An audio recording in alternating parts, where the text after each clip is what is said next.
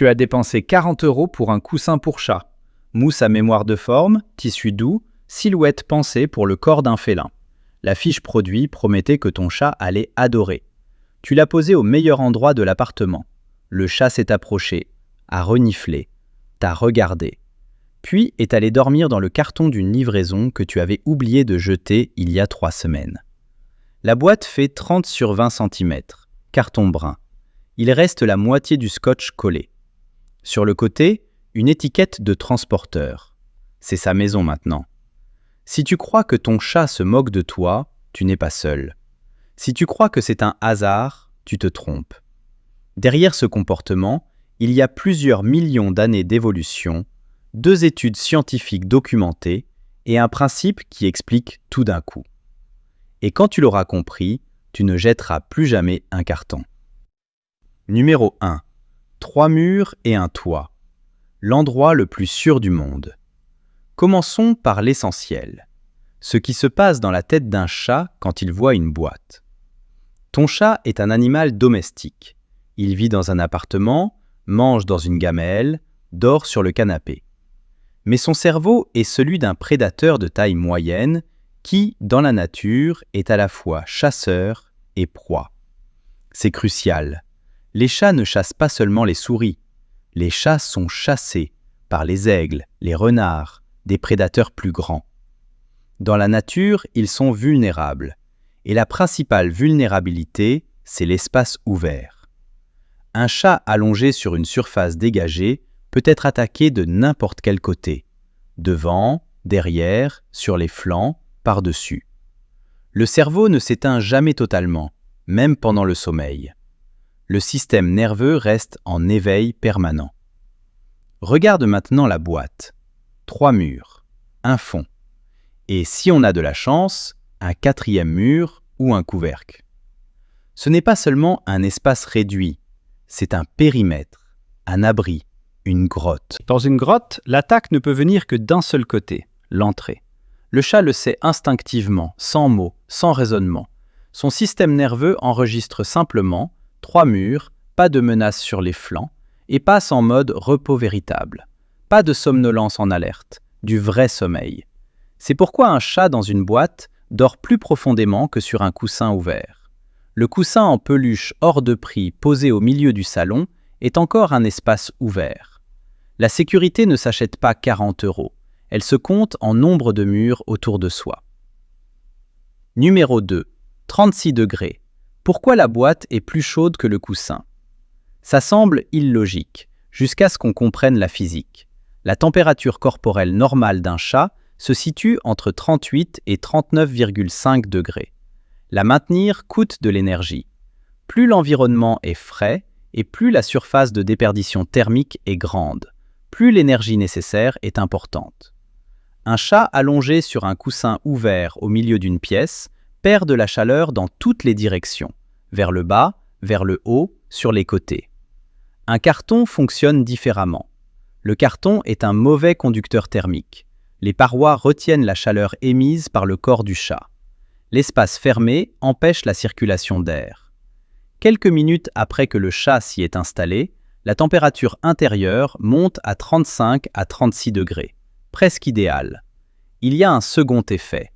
Une boîte étroite qui épouse le corps réduit la surface d'échange thermique. Plus la boîte est petite, plus elle retient la chaleur efficacement. Voilà pourquoi le chat préfère la boîte dans laquelle il tient à peine à celle qui lui laisse de la place. Ce n'est pas une lubie ni de l'entêtement, c'est de la thermodynamique. Des chercheurs ont mesuré. Un chat dans un carton bien ajusté dépense environ 1 degré d'effort en moins pour maintenir sa température corporelle qu'un chat sur une surface ouverte.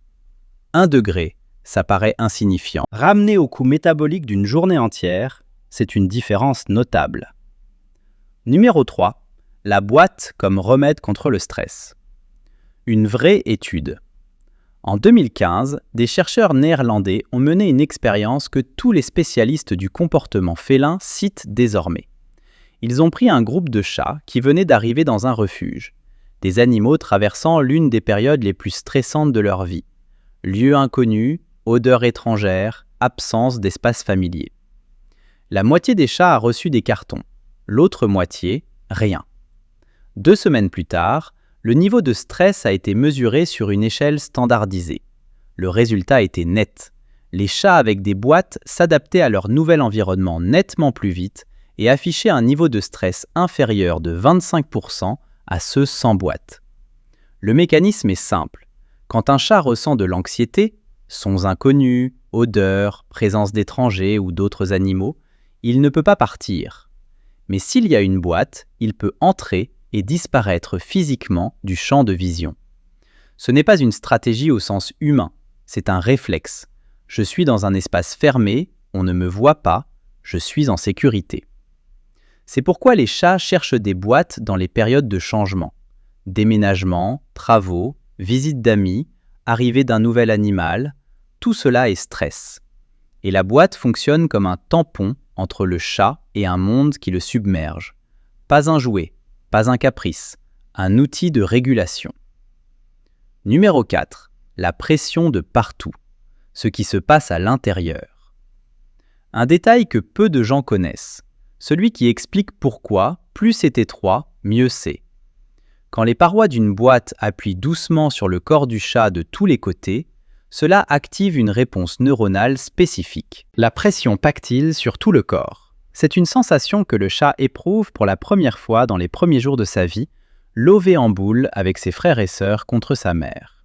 Cette sensation est câblée dans son système nerveux aux côtés de la sécurité, de la chaleur et du calme. Un chat adulte qui se glisse dans une boîte étroite reçoit une stimulation tactile qui reproduit, sur le plan neurochimique, le sentiment de protection de la petite enfance. Ce n'est pas une métaphore, c'est un mécanisme qui fonctionne chez de nombreux mammifères, humains compris. C'est le même principe que le lange pour les nourrissons et les couvertures lestées thérapeutiques. Une boîte étroite n'est pas une prison, c'est une étreinte. Voilà pourquoi ton chat se glisse dans une boîte qui te semble beaucoup trop petite et a l'air parfaitement satisfait. Voilà pourquoi un chat qui rentrerait sans difficulté dans une grande boîte se presse quand même dans un coin. Il cherche la pression, pas l'espace. Numéro 5. Pourquoi il ignore le coussin? La vraie réponse. Maintenant, parlons du coussin, celui pour lequel tu as payé. Le problème n'est pas la qualité du coussin. Le problème, c'est que tu l'as choisi selon des critères humains. La douceur, la couleur, la forme, la taille, l'harmonie avec la déco. Tout ça, ce sont tes paramètres, pas ceux du chat.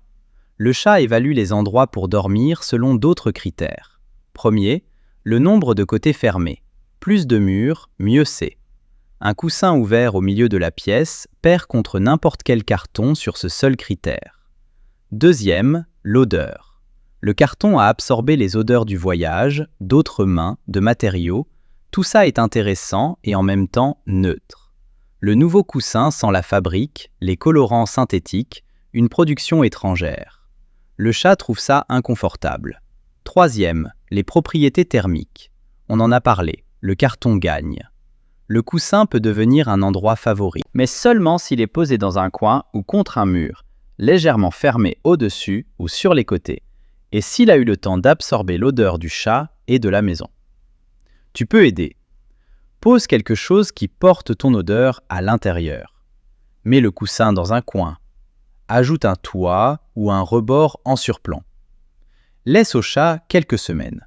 Mais honnêtement, le carton gagnera quand même. Parce qu'il tient déjà compte de tout ça, simplement pour d'autres raisons. Numéro 6. Plus petit, c'est mieux. Et ce que ça dit des chats. Il y a encore quelque chose que les chercheurs ont découvert lors d'expériences avec des boîtes, et que la plupart des gens n'ont jamais entendu. Quand on proposait aux chats de choisir entre une vraie boîte et un carré dessiné sur le sol, les chats s'allongeaient dans le carré dessiné. L'expérience a été menée plusieurs fois, dans différents laboratoires, avec différents chats. Le résultat se répétait. Un simple contour, la silhouette d'une boîte sur une surface plane, suffisait pour que le cerveau du chat l'interprète comme un abri. Cela montre à quel point cet instinct est ancré. Le chat ne pense pas à la boîte, il la ressent. Un périmètre, une frontière, un contour, Tout cela signifie la même chose pour son système nerveux. Je suis dedans, je suis protégé. La conclusion pratique est directe. La taille idéale, c'est quand le chat peut entrer, s'allonger et que les parois sont proches. Pas inconfortablement serrées, mais enveloppant. Un carré dessiné sur le sol fonctionne aussi, si on n'a pas de boîte sous la main. Numéro 7. 3 mythes qui brouillent la vue. Avant la partie pratique. 3 idées reçues qu'on entend sans cesse. Première. Mon chat aime les boîtes parce qu'il est sale et aime les déchets. Faux. Les chats sont parmi les animaux les plus propres qui soient. Ils consacrent entre 30 et 50% de leur temps éveillé à leur toilette. Un chat n'entrera dans une boîte sale que faute de mieux. S'il choisit une boîte précise, c'est qu'elle est propre, ou qu'il l'a déjà nettoyée en la saturant de son odeur. La saleté n'a rien à voir là-dedans. Deuxième, mon chat ignore le coussin en signe de protestation ou parce qu'il est vexé. Faux également, et pas parce que les chats sont incapables de se vexer, mais parce que le chat ne comprend tout simplement pas le concept de « je t'ai acheté un coussin, sois reconnaissant ». Il évalue les endroits pour dormir selon des critères instinctifs. Le coussin n'a pas passé le test, non pas parce qu'il t'ignore, mais parce qu'il est objectivement moins confortable selon ses critères. Troisième, c'est juste une lubie, chaque chat est différent. Non, c'est un comportement universel. 100% des chats manifesteront de l'intérêt pour une boîte si elle est disponible. La seule variable est dans quelle mesure tel chat la préférera à d'autres options. Ce n'est pas une lubie, c'est une constante évolutive. Numéro 8. Quoi faire, concrètement? Ce pourquoi tout ça valait la peine d'être lu. Option 1. Carton avec entrée découpée. Le plus simple et le plus efficace. Prends n'importe quel carton dans lequel le chat rentre à peu près. Découpe une ouverture d'environ 15 à 20 cm sur un côté, assez grande pour que le chat puisse entrer, pas trop grande pour ne pas perdre l'effet thermique. Mets à l'intérieur un vieux t-shirt ou une serviette qui porte ton odeur. C'est tout. Coût 0. Durée de vie, jusqu'à ce que le chat ait définitivement imprégné le carton de son odeur, après quoi tu prends simplement le prochain carton. Option 2. Bac plastique avec ouverture. Pour quelque chose de plus durable, un bac de rangement avec couvercle dans lequel tu découpes une entrée. Le plastique retient moins bien la chaleur que le carton, donc un tapis à l'intérieur est indispensable. Mais il se lave et dure des années. Option 3. Ikea Samla 11 litres. C'est un objet culte dans les communautés de propriétaires de chats. Un petit récipient semi-transparent avec couvercle dans lequel on découpe une entrée. Le chat voit le monde à travers les parois translucides tout en étant fermé de tous côtés. Équilibre parfait entre abri et visibilité. Coûte presque rien, adoré par des millions de chats dans le monde. Et la règle principale, ne jette pas les cartons de livraison immédiatement. Laisse d'abord le chat décider s'il en a besoin. Un carton de livraison vaut parfois plus qu'un coussin acheté. Parce que le chat le pense, et son avis compte plus que le tien ici. Numéro 9. Quand la boîte devient un signal. Comportement normal. Le chat entre régulièrement dans la boîte, y passe du temps, en ressort, joue, mange, revient. C'est un attachement sain à un abri. Comportement préoccupant. Le chat ne quitte presque plus la boîte, réagit au moindre bruit ou contact, refuse de manger. Ce n'est plus seulement de l'amour des boîtes, c'est du stress. Un nouvel animal, une nouvelle personne à la maison, des sons inconnus dehors, un problème de santé, tout cela peut confiner un chat dans sa boîte pour longtemps. Connaître la différence est important. La fréquence et la durée des séjours dans la boîte en disent plus sur l'état intérieur du chat que la plupart des autres signes. La boîte est le meilleur indicateur de son humeur que tu es déjà. Écris-le en commentaire. La boîte la plus petite ou la plus absurde que ton chat ait jamais squattée. Photo bienvenue. La meilleure sera épinglée. Abonne-toi. Ici, on explique ce que les chats font chaque jour et qu'on accepte comme une évidence. Boîte, chat, logique imparable.